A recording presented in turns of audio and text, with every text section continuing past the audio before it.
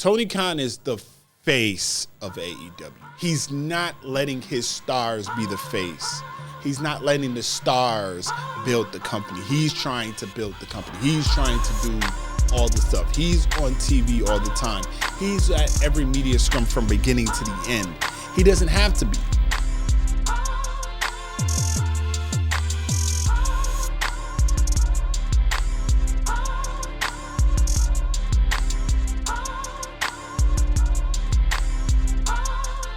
What is going on, everybody? It is I, the franchise here, one half of the Royal Club Wrestling Podcast.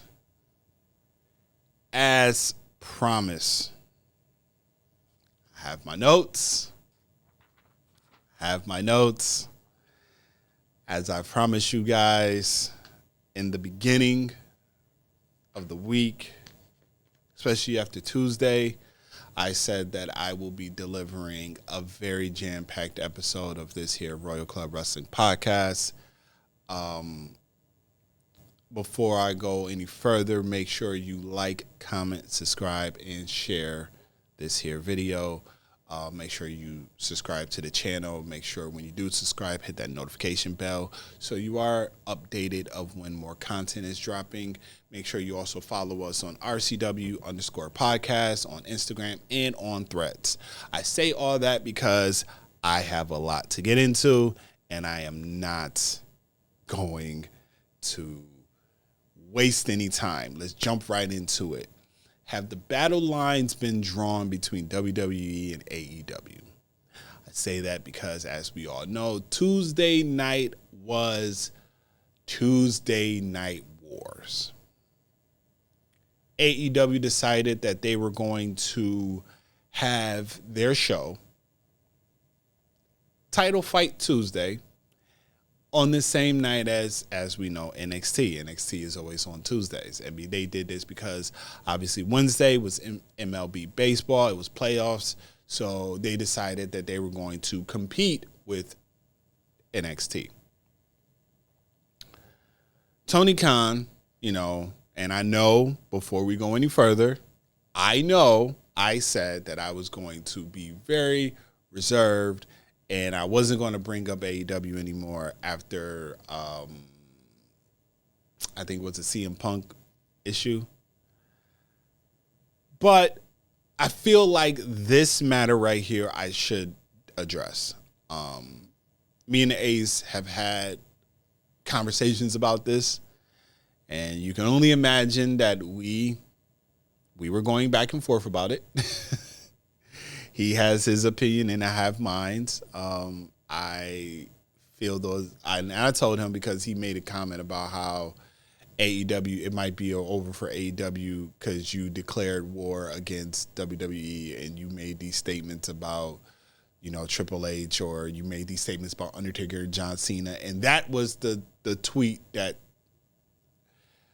caused WWE to now say, okay, this is it. Now we're really about to go off on you guys. And he said, if that's the case, AEW, y'all had y'all run. And I said, no. Wave that flag. Go down with the ship. Go down with them. Go down fighting, swinging. This is your company. This is your people. These are your guys. So you need to go down with them. Go down. But as we all know, Tony Khan was very active on social media this week and was promoting a lot of this, trying to get more people to get on. And then as Tuesday night ended, we all know how it was. We had on Tuesday night NXT, we had Braun Breaker versus Carmelo Hayes. Carmelo Hayes had John Cena in his corner. Paul Heyman was in the corner of Braun Breaker. We get a little bit into some of the stuff that Paul Heyman was doing backstage as well. We had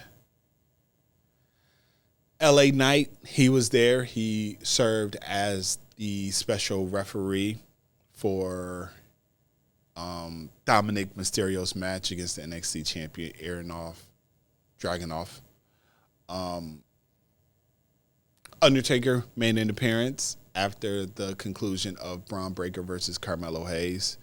Asuka took on Roxanne Perez. The Brawling Brutes was there. WWE NXT was very jam-packed. AEW, they put on a good show too. I'm gonna give them their credit. They did do that. There were certain things that I didn't like, that I kind of had some questions about. Like, why would you have Tony Storm's segment, even though it was a silent movie? Why would you have that with picture-on-picture? Why? Doesn't make any sense. I'm gonna dive a little bit more into the MJF Bullet Club Gold segment, because that did stir up a lot of controversy, and that is one of the things that I think will potentially be a downfall for AEW. But the numbers came back for AEW Dynamite and WWE, and WWE beat AEW by 312,000 viewers. AEW had 609,000 viewers, and WWE NXT had 921,000. This began a spiral of tweets from Tony Khan.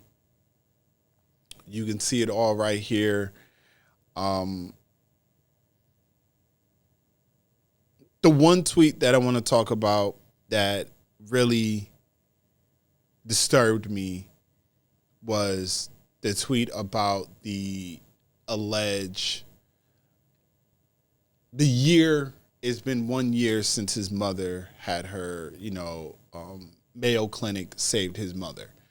And he stated, as you see in this tweet right here, he stated how during that time he was receiving word from AEW talent that WWE was contacting them, trying to allege them to tamper their, get out of their contract. And he said this is when it became personal to him. I'm going to let the podfather himself, Don Tony, explain this.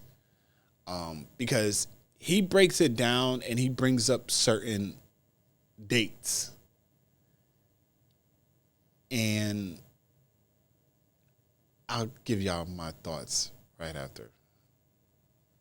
Let the podfather explain. A weird vibe happened a couple of days ago, and I got to bring it to the surface. Tony Khan wrote this. He wrote this. This weekend marks 1 year since the Mayo Clinic saved my mom's life.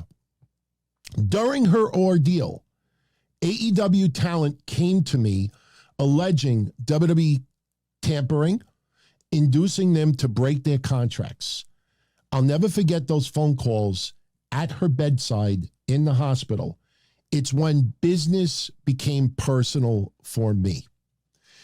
Now, for anyone out there that is a big Tony Khan supporter, AEW supporter, that hates WWE, to use your mom being on a deathbed and saying that WWE, what he is claiming in here is that almost as if WWE knew that he was by his mom's deathbed and they were telling AEW wrestlers, come on, come over.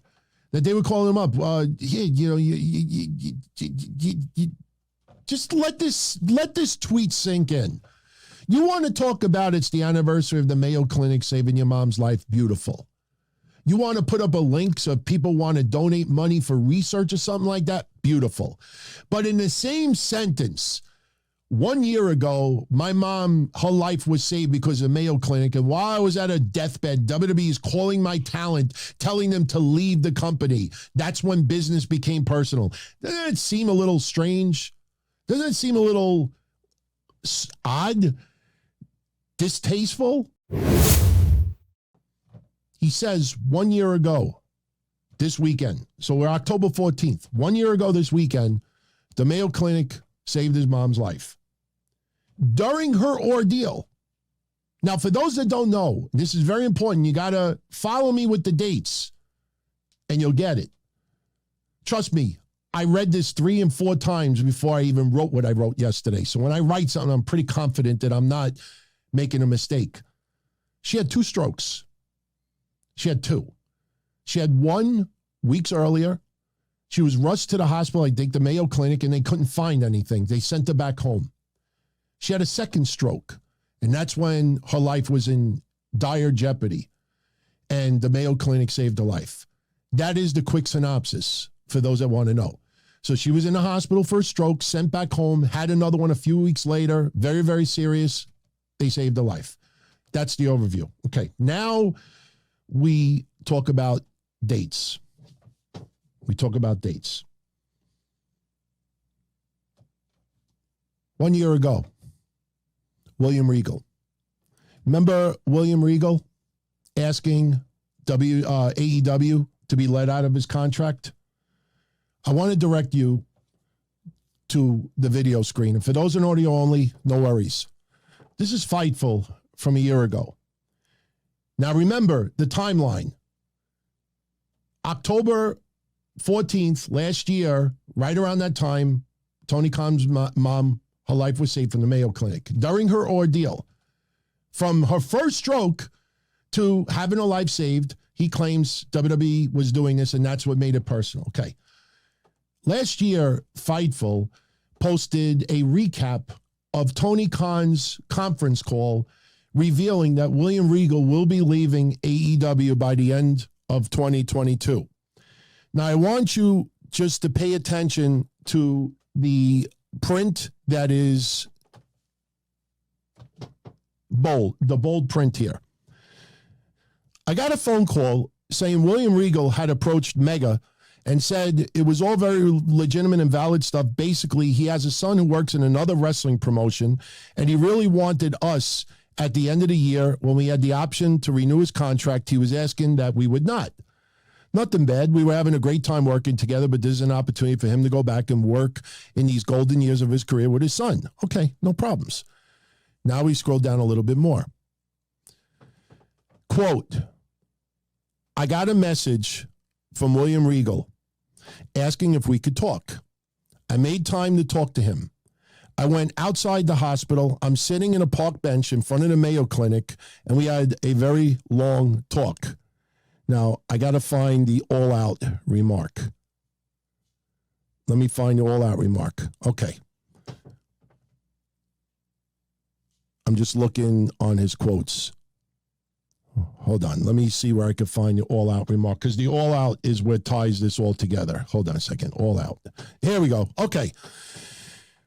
Tony Khan began revealing that his mom suffered a stroke between All Out and Grand Slam, and then suffered another stroke in October. Okay, here's the timeline, everyone, and I want you to focus on this.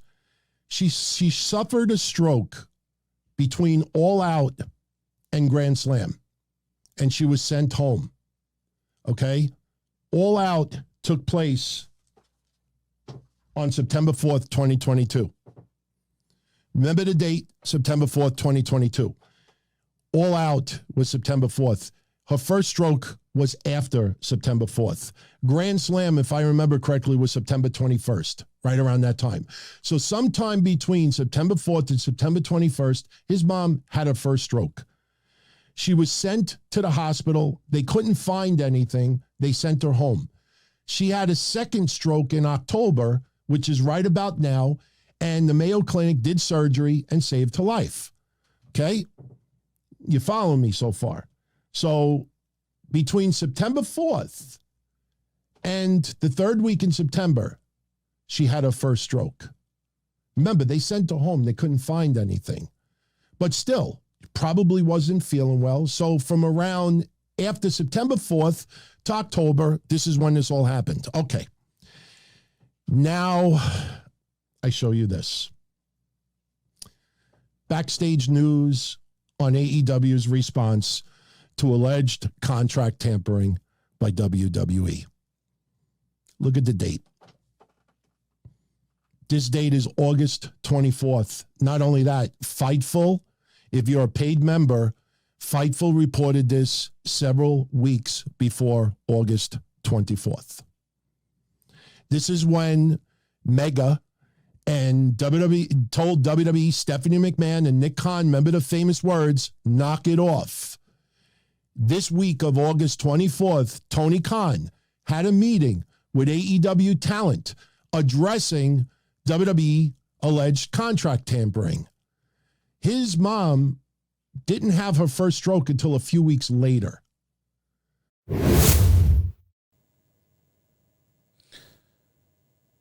The dates don't add up.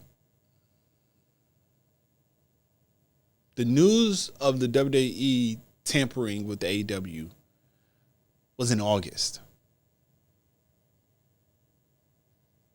It's October that he made that announcement about the year. It's been a year. It's one thing to be upset and you want to just keep throwing your shots at them. But when you do stuff like this, it doesn't sit well.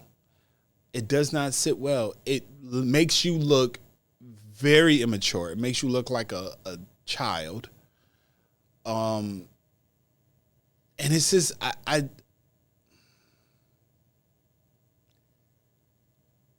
don't get it. I wish Tony Khan nothing but the best. I wish AEW, in all seriousness, nothing but the best. AEW will be in a much better space if you have somebody, or y'all will be in a better space if y'all didn't have Tony Khan acting the way he does. Bully Ray said it best, man, in this tweet right here. You put on a great show. Live to fight another day. All of this, and it got bad because I was watching Don Tony on Saturday, and he showed that when a fan happened to tweet, because TMZ reported this, or TMZ had reported the MJF situation. This is what the owner of a wrestling company is doing. He is DMing fans and cussing out fans.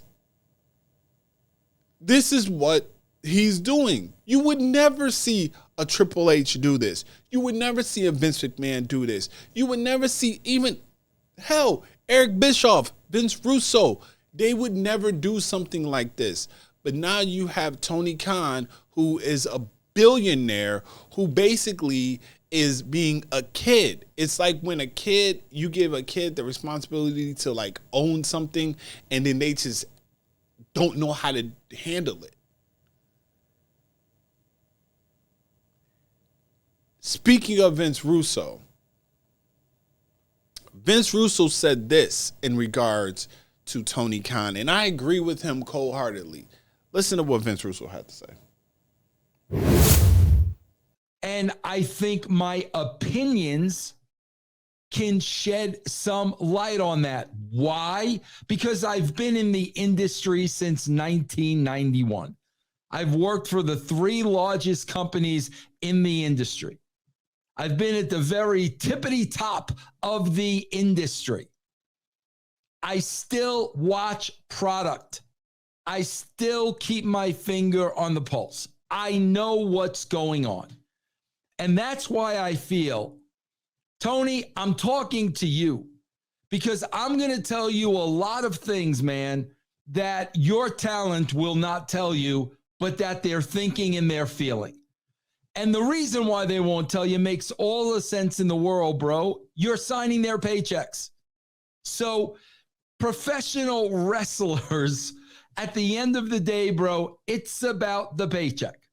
It's about keeping in line, not stepping out of line, being a good little soldier, and putting over the one who pays the checks so the checks keep coming in. That's the reality, bro, of a professional wrestler. So nobody on your roster is going to tell you this. And I am going to tell you this for your own good, man. This isn't a promo. This isn't a hate speech. I don't know you, bro. Do I have some fun with you on russosbrand.com? I absolutely do, bro. But that is out of fun. That is out of entertainment. I do not have hate in my heart for anybody. And that's why I want to share this with you today. You know, we just had Super Tuesday, and I even believe you coined it Super Tuesday. And you literally set up this big fight, this big war between yourself and AEW and the WWE through NXT. You painted a picture of a war. And I got to tell you, Tony, there is no doubt in my mind that you confidently believed that you were going to kick the WWE's butt, NXT's butt on Tuesday. There is no doubt in my mind. Bro, there is no doubt in my mind that you thought you were going to beat NXT. And you know what, Tony? You should be thinking that way. That's the way a winner thinks. But the reality of the situation is that was unrealistic. Bro, almost as unrealistic as TNA thinking that they could beat the WWE on a Monday night. That was unrealistic. That was a mistake. And Tony, it was unrealistic for you to believe that you were going to beat the WWE head to head. That was unrealistic. Now, do you want to believe that? Absolutely, man. Do you want your company to believe that? Absolutely, man. The only problem is, Tony, brother, they got a 50-year head start. Do you understand that? AEW has been in existence now for about 4 years. Bro, they've got 50 years on you, Tony. So it was very unrealistic to think that you were going to beat them. You want to beat them? Yes. You're going to come out guns blazing? Yes. You're going to put your best foot forward? Yes. But you're not going to beat them. For the mere fact, bro, alone that they got a 50-year head start on you, Tony. Forget about the roster. Forget about the production. Forget about storylines, characters. Forget about any of that, brother. You know, it's like having a Los Angeles Dodgers and a baseball team where it's their first year in the league. It's their first year in the league, bro, and they think they're going to overcome the Dodgers in one season. That's unrealistic.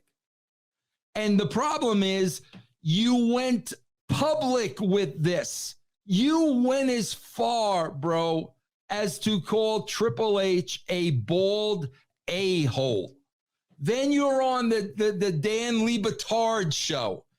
And you're talking about how you are going to win Super Tuesday. What you did, Tony, was you set yourself up for failure.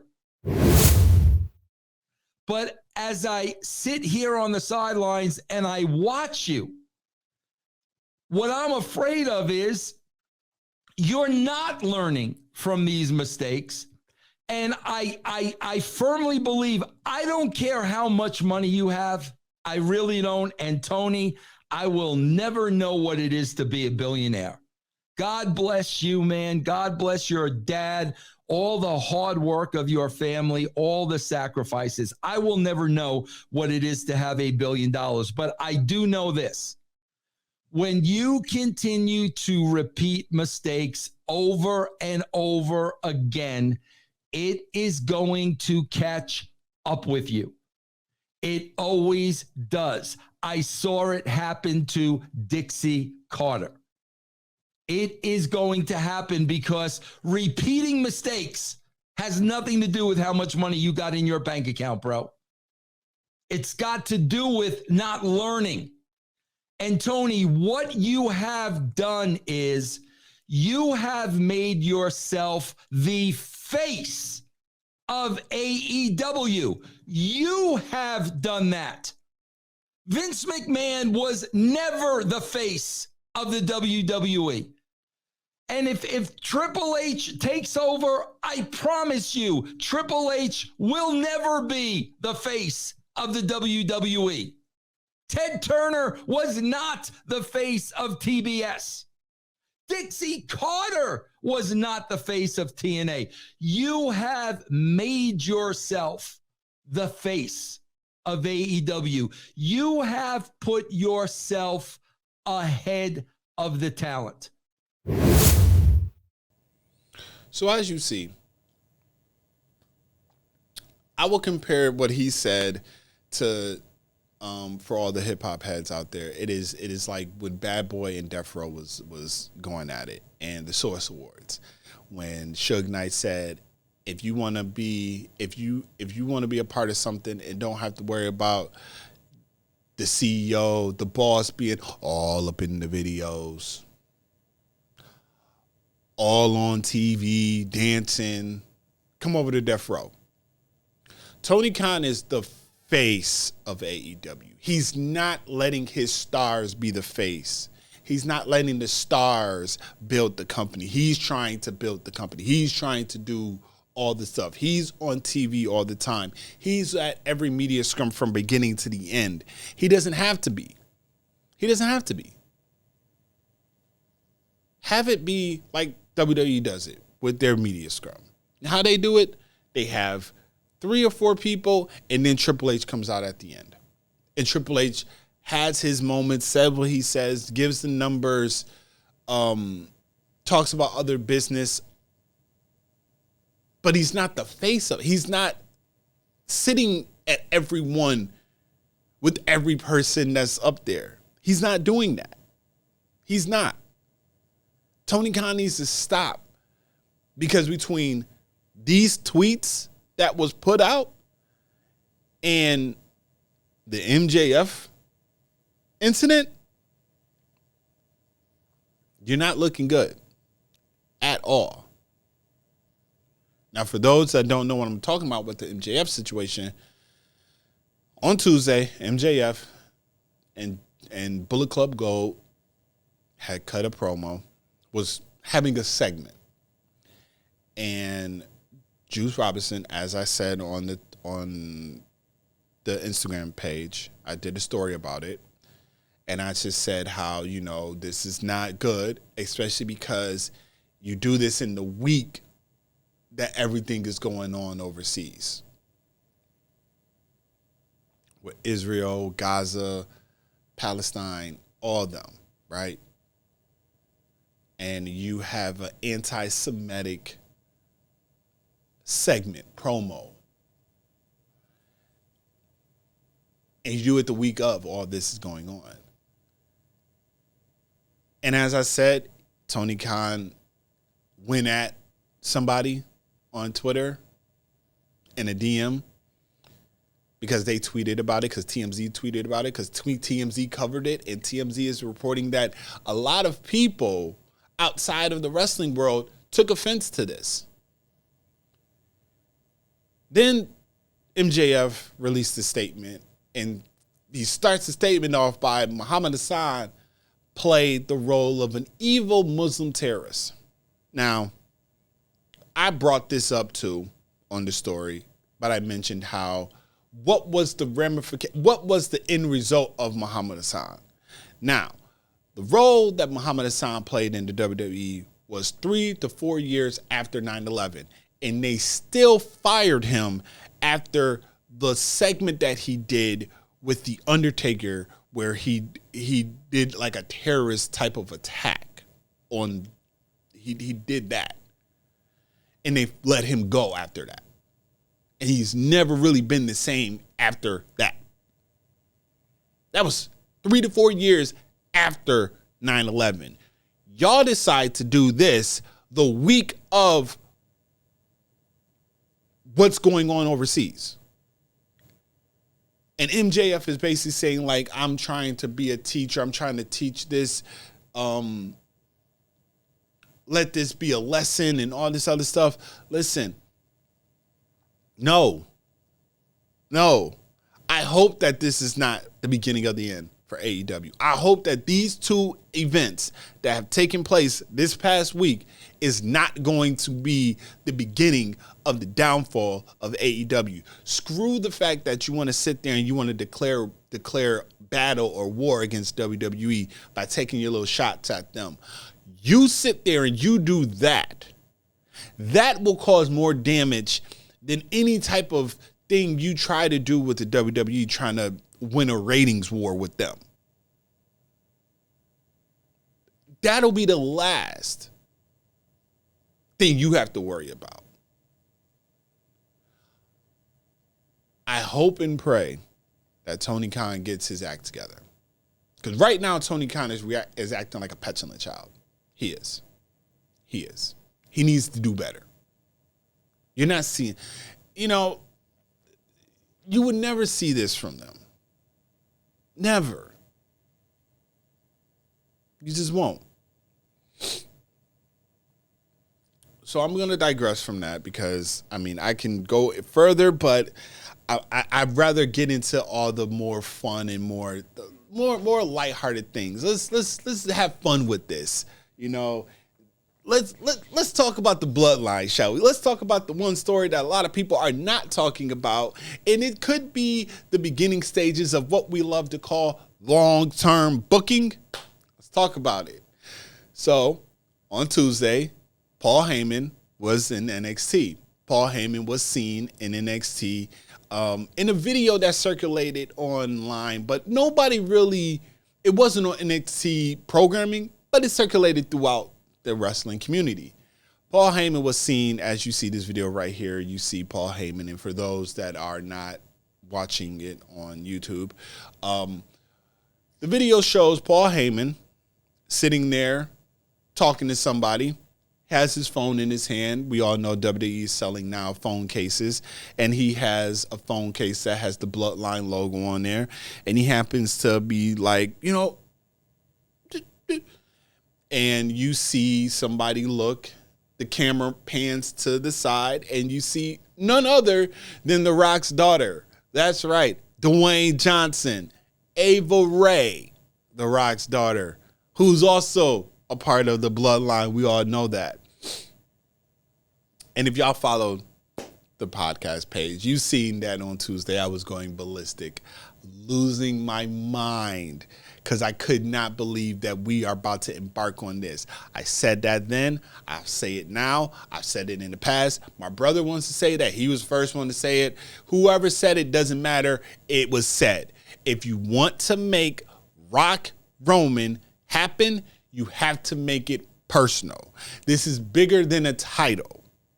It is bigger than a title. How do you make it get personal? You do this. You integrate Ava into the Bloodline. You make it so The Rock, in my opinion, will say, I will never fight Roman. Roman is not this. Think about what Rock said during the Pat McAfee show. He said that he wanted to create something, but he wanted it to be more than just the WrestleMania moment. He wanted to create something that is going to have a lasting impact, that is going to bleed out beyond WrestleMania. Let's make this story longer than WrestleMania. This is how you do it. You do it with her basically lining herself. You can do it one or two ways. Line herself with the Bloodline, disown The Rock, hell, slap her grandmother, if you really want to get personal, slap her grandmother, and you have Rock to where Rock is like, now I have to fight you because I have to fight you to get my daughter back. I have to do this. You can now integrate all members of the Bloodline. Nia Jax, Tamina, Jimmy, Jay, Solo, everyone. Get everybody involved. Get everybody involved. But that right there will be groundbreaking. I'm telling you, it will be something that we will be talking about for years to come. How did Roman say it? We ain't cooking fast food over here. We cooking filet mignon. I've always used that reference because this is an example of the filet mignon that's being cooked. And this is just thawing out. This is in the crock pot. This is just marinating. It's marinating. This is let it go. Let's get it going. Let's get it going. Let's get it going. You know, because it's just like when you think about this storyline and you think about what we can get from this. If we thought Jey Uso and Roman and Jimmy was something, now you get her involved and now you get this, and she could sit there and say, you know, growing up, I really didn't have my relationship with my dad. I was more with them. I look at Roman more like a father figure than him. You could do so much with it. You really can. Now, we're going to see this at WrestleMania? I don't know. Why? Well, because there was 3 face-offs on the season premiere of Smackdown, and one of them may happen to be the main event for WrestleMania. But let's talk about the first out of the 3. If I had to rank one, this is like the least of the ones that I'm looking forward to, but I'm still looking forward to it. And that's the face-off right here. Charlotte Flair and Jade Cargill. Now, me and my brother had this conversation. Me and a few other people have had this conversation. As you all know, you can go back and watch the episode that I did where I talked about Jade Cargill and her rumored coming to the WWE and then her officially coming to the WWE. I've always said that I want to see Jade Cargill learn get better in the ring. You know, she's still green. Let her get better before you put her in the ring with a Charlotte Flair, with a Bianca Belair, with a Rhea Ripley. Those are the ones. With a Bayley. You know, Asuka, Dakota Kai, Io Sky, Liv Morgan for all I can think of. You know, it's just Tiffany Stratton, Becky Lynch. Before you put Jade in the ring with them, let her get better in the ring. Because I don't want to see her get into the ring and get embarrassed. That's what I don't want. I will admit, Jade Cargill has superstar written all over her. She is a superstar in the making. But I want to see her actually do great in this business. Another friend of mine said he wants to see Bianca and her go at it. He wants Bianca to be heel. I said it before, I'll say it again. Bianca Belair is the John Cena of the women's division. She may tweak her attitude a little bit, but she'll never go full heel. Jade will go full heel. Bianca won't. She just won't. But I would love to see Bianca and Charlotte. I think that should be the first one. I think you get, not Bianca, Jade and Charlotte. I think we save Bianca and Jade. Because that right there, if you really want to do something to shake things up, yeah, we had Bianca and Sasha headline night 1 of a WrestleMania. But let's see what happens if you get Bianca versus Jade, the headline night 2 of a WrestleMania. Now that would be something. That will be something. But that's that. Next up, we have obviously the one that I think everybody they've even alluded to having this happen, and that's Jimmy and Jey Uso. By the way, I'm going to say this. I'm going to continue to say this. Anytime Jey Uso walks up and faces off with Roman Reigns or just in the presence of Roman Reigns, I've always said he always seems to quiver and crumble and just tuck his tail in between his legs. And it's just like, it's like an intimidation. Like he's intimidated by one Roman Reigns. And then, speaking of Roman, you see it right here. The face-off. Roman Reigns, our tribal chief, the head of the table, faced off with the American Nightmare, Cody Rhodes. And you see it. See that. Tension. A picture's worth 1,000 words. I should have said a picture's worth millions of words when I dropped the Paul Heyman Ava video. But this right here, this is the shot. This is the shot. I mean, we're probably going to see another face-off between the two of them, but this is it. Cody, Roman, WrestleMania 40. Speaking of that, season premiere of Smackdown, Roman Reigns did come back and just basically put everybody on notice.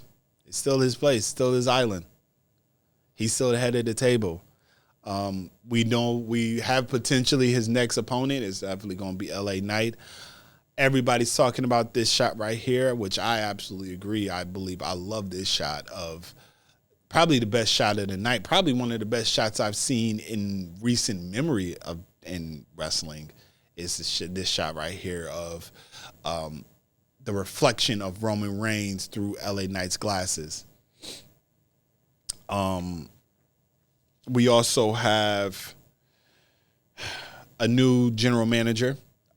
It was announced on SmackDown that Adam Pearce will be the general manager for Raw, and Nick Aldis is the general manager of SmackDown. I know a lot of people are wishing that Nick Aldis had more of an active role in there as far as competing, but it is what it is. That's not the case right here. Maybe in the foreseeable future, maybe, but right now, keep him in a general manager role. He's great on the mic. I think he'll do a great job as general manager. One of his first things that he made clear or he announced was the latest acquisition from the trade that happened with Jay going to Raw, and that was Kevin Owens is now on SmackDown. I want y'all to pay close attention in the following weeks and months to come. Sami Zayn's relationship with Cody Rhodes, Sami Zayn's relationship with Jey Uso, because his best friend has now been traded to SmackDown. Be very interesting to see how that plays itself out. So I want to just let everybody pay attention to those moments right there. Crown Jewel is coming up relatively fast, and we have right now only one match confirmed, and that is Seth Rollins defending the WWE World title against Drew McIntyre. I am in agreement. I believe a lot of people want to see Drew McIntyre go heel. I would love to see it. I think his run as a babyface has come and went, and it is stale now. I think a new attitude change for him is definitely going to do it. You start to see little breadcrumbs of it happening. So we'll see what happens from there. Obviously, Roman Reigns versus LA Knight is going to take place. Obviously, they're going to announce more matches to come in the next few weeks, and then we're going into Survivor Series. I do believe, and I've said this before, I think we may get a Bloodline Judgment Day going against Team Cody, Cena. There's been rumors. Apparently, Randy Orton's supposed to be coming back. Love to see how that happens. But before I wrap things up, I do want to talk about something that I haven't spoke about since he officially became a part of All Elite, and that is the man better known as Edge, now going by his real name, Adam Copeland, is now All Elite. I did speak about it on the page. I did say that I was happy that he's there. I think that he wanted to do this. I always consider Edge to be a WWE lifer, but obviously that's not the case. I just hope that nothing happens to Edge. a lot of WWE, former WWE talent that goes over to AEW always ends up getting somehow, some way really hurt. And I just don't want to see that happen to Edge. I obviously do not want to see Edge versus Christian right now or Adam versus Christian right now. But I think AEW, I think Tony Khan's going to make it happen before it needs to happen. Like I said earlier, marinate it. Let it cook. Don't give it to us right away. Let it build up.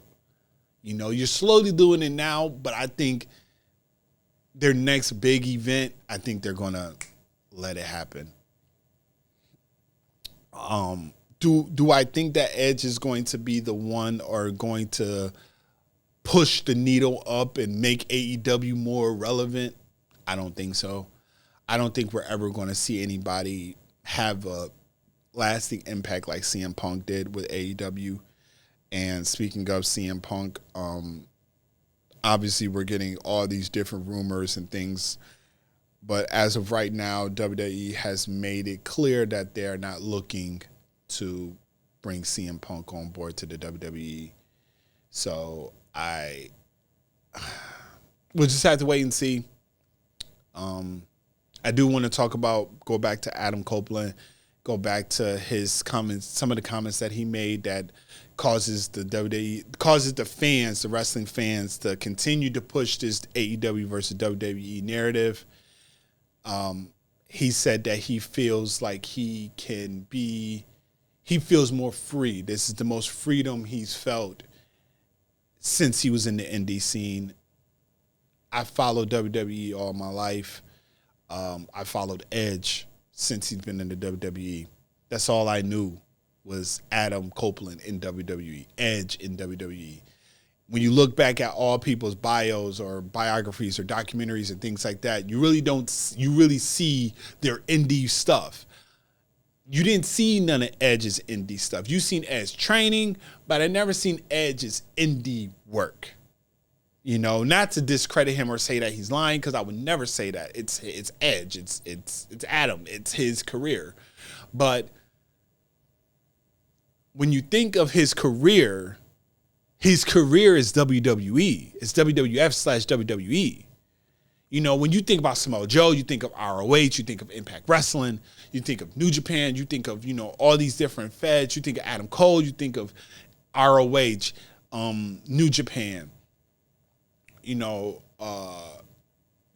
That's what you do when you think of these certain people. You think of their independent wrestling. Finn Balor, New Japan. AJ Styles, New Japan. Impact Wrestling. But Edge, Adam Copeland, that's WWE. So it was kind of hard, but if he's going to have fun, that's all that matters. As long as he's having fun, and I think his last match should be against Christian, in all seriousness. But that's it for now, guys. I want to thank everybody for tuning in. Make sure, as I said in the beginning, make sure you like, comment, and subscribe to this podcast. For all those that are new to this page, make sure you hit the subscribe button and hit that notification bell so you are updated of when more content is dropping.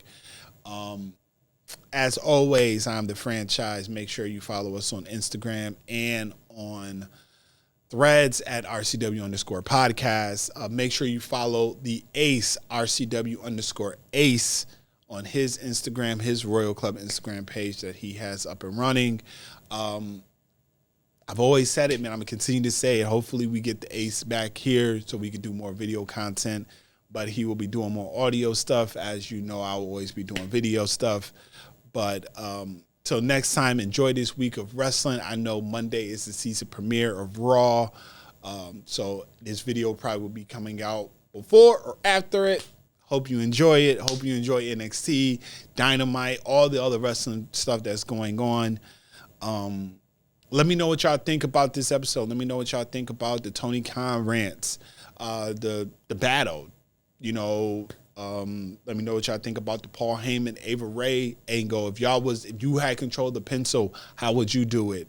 Let me know what y'all thought about the season premiere of SmackDown. What do y'all think about Roman Reigns versus LA Knight, probably at Crown Jewel? Do you want to see Cody versus Roman at WrestleMania 40 so Cody Rhodes can finally finish the story or try to finish the story? Or do you want to see The Rock versus Roman Reigns? Let me know what y'all think. Let me know what y'all think about the Jade Cargill and Charlotte Flair face-off. What do y'all think about that? What y'all think about Jey Uso and Jimmy Uso facing off for the first time pretty much since he's won the tag team titles with Cody Rhodes? Speaking of that, I am not a big fan of the finisher that they have. I think Cody Rhodes is really going to hurt himself, but that's not here nor there, man. Listen, enjoy wrestling. Enjoy wrestling. Enjoy this week and the upcoming events that's happening in the world of professional wrestling, sports entertainment, whatever you want to refer to it as. I am the franchise, the podcast tribal chief. I am out. Till next time, I'm out. Later.